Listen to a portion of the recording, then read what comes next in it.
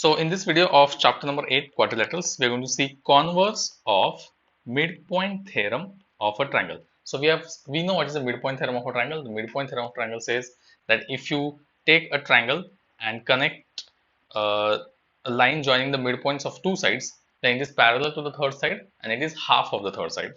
So that is the midpoint theorem. Here we are going to see the converse of midpoint theorem. So let's read what the statement reads. The line drawn through the midpoint of one side of a triangle parallel to another side bisects the third side. Okay, let's try to visualize this statement. So first of all, we will need a triangle. So this is a triangle. Now they are saying the line drawn through the midpoint of one side of a triangle. So let's highlight this midpoint of one side of a triangle. So let's take a midpoint of one side of a triangle. So first of all, let's name them. This is A, B and C, and let's say this is the midpoint of the side B, or of the side AB. Let's call it P. Now we are going to draw a line through the midpoint of one side of a triangle. So a line through this P, and how is that line? That line is going to be parallel to another side. Okay, that is very important. So let's try to construct such line. Okay, a line passing through point P and parallel to another line, another side. In fact, let's use a straight line. Okay, so line parallel to the third side, which is BC, and passing through point P. So since this is a line, I'm just going to do it like this. Okay, so this line, okay, so parallel to another side, it will bisect the third side. So this is now third side, and wherever it touches the third side, that is going to be the midpoint of the third side. Let's call it Q. Let's call this point as Q. So let's once again read the converse of midpoint theorem of triangle. The line drawn through the midpoint of one side of triangle, parallel to another side. So PQ is parallel to BC. It will bisect the third side. So this third side AC will get bisected at point Q. In other words, Q is the midpoint of this side AC. So this is the statement of midpoint theorem. Now we are going to prove it. Now the proof of this is very similar to the proof of midpoint theorem. So first of all, let's move this. Okay, I'm going to move it here. Okay. Now the proof is the style in which we prove this theorem is very similar to the midpoint theorem. What we are going to do is first step is going to be construction. So first step is construction. What is a construction? Okay, the construction is from the point C, draw a line parallel to this side AB. Okay, so I'm going to quickly do it. So okay, from point C we are going to draw. Okay, so from point C, let's draw a line parallel to parallel to this side AB. So here it goes. Okay, this is, oh, I didn't say that it was straight line. So this will be parallel to AB. Okay, and then extend this line. So in fact, let's use a eraser and try to, okay, yes. Now let's extend this line. So yes, okay, and let's call this point as R. So I'm going to just call this point as R, this point of intersection. Okay, so once again coming back to our proof. Okay, we have done this construction. So I'm going to note down the point from vertex C, draw a line. Okay, draw a line parallel to AB. Okay, that's it. That is a simple construction. Now we have to prove that Q is the midpoint of line AC. So we are going to prove that this triangle APQ, I'm going to use highlighter. So we are going to prove this triangle APQ is congruent to triangle CRQ. Okay, if we prove these two triangles are congruent, then AQ will be equal to CQ. Thus Q will be the midpoint of the side AC. Okay, so that's our aim. Okay, aim, I'm just going to write it, aim to prove triangle APQ is congruent to triangle CRQ. Okay, now let's see how that can be achieved. Okay, now let's come here. Okay, so once again I am going to remove this highlighted thing. So let's remove the highlighted thing. Okay, and now focus on this quadrilateral PBCR. Okay, this quadrilateral. So in quadrilateral, let me write it down. So that's going to be our third point. So in quadrilateral PBCR, okay, we have PQ as parallel to BC. Okay, that is by constructions. Okay, we have constructed this line parallel to BC passing through point P. So that is the first thing. So this PR is parallel to BC and CR is parallel to BP again by construction, and CR is parallel to BP. Okay, thus by definition PBCR, okay, PBCR is a parallelogram. Parallelogram. Okay, very obvious and very basic definition of parallelogram, that if the opposite sides are parallel to each other, if the opposite sides of parallelogram are parallel to each other, then the quadrilateral is called as a parallelogram.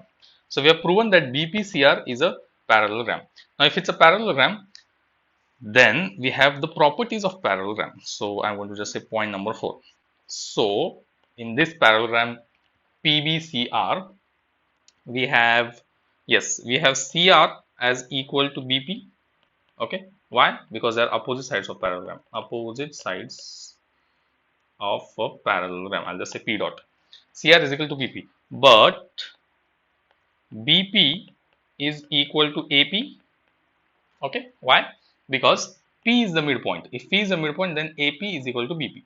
So CR is equal to BP because they are opposite sides of parallelogram, and BP is equal to AP because P is the midpoint. So I'm just going to write here because P is the midpoint. Again, that is given.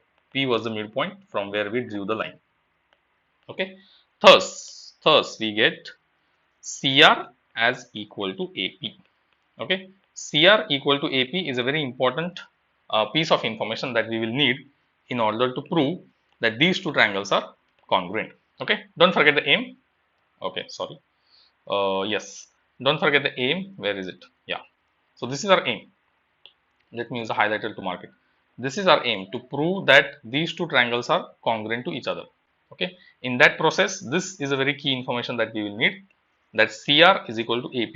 So CR is equal to AP. So once again, we are going to take a copy of this so that we'll get space. Okay. Okay. Copy. Let's come down. Okay. So let's paste it here. Fine. And once again, let me get rid of the highlighted things. Okay. So we have CR. Sorry. We have CR as equal to AP. Okay. So in triangle, now I'm going to directly start in triangle APQ and triangle CRQ. Okay, first thing we have is AP is equal to CR. Okay, just now we proved. So this is important. AP is equal to CR, 1-to-1 correspondence. That's the first thing. Now second thing is angle AQP, okay, is equal to angle CQR. Okay, why? Because these are vertically opposite angles. Okay, you know that vertically opposite angles are equal to each other. So AQP is equal to CQR. Okay, and now third point is angle yes, angle PAQ. Angle PAQ. So wait, let me just erase this. So this angle PAQ is equal to angle QCR. So let me just write out first. Angle PAQ is equal to angle RCQ. Why? Because once again, let me draw a better visual. So because AB is a parallel line and CR is a parallel line and AC is an intercept. Okay, so this is A, this is B, this is C, and this is R.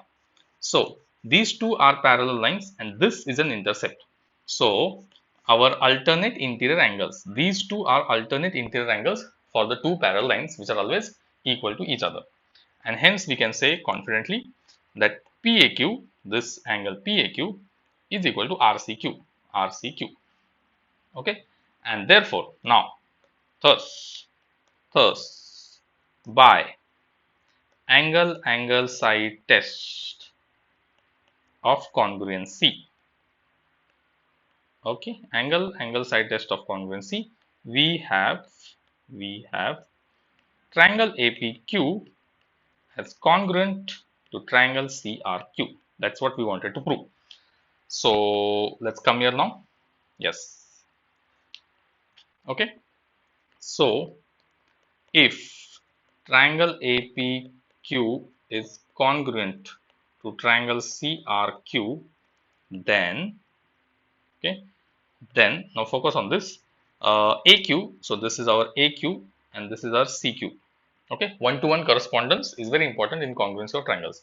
So then we can very confidently say that AQ is equal to CQ, okay, because they are congruent sides of the congruent triangles. That is, if AQ is equal to CQ, that is Q is the midpoint. Q is the midpoint of side AC. Q is the midpoint of side AC. And thus we have successfully proved the converse of the midpoint theorem, which states that, okay, just to revise, what does the converse theorem states?